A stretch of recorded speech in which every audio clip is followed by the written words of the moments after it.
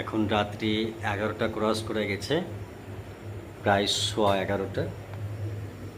আমাদের আজকেই একটা নয়ামুকিন্দপুর থেকে অর্ডার এসছে, যেটি কালকে সকালে হ্যান্ড ওভার করতে হবে। সেই জন্য এদিকে আয়রন চলছে ট্রাউজারের, এবং এটি চুড়িদার জামা তৈরি হচ্ছে, এটি সকালে লাগবে।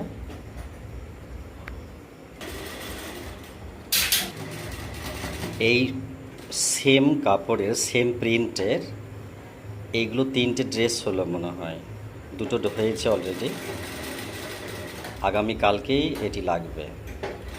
সেই জন্য সম্ভবত 12টা পর্যন্ত কাজ হবে, তারপরে সকালে উঠেই হবে। এবং আজকে রাধানগরে সারাদিন ডিউটি ছিল এবং আগামীকালকেও আছে।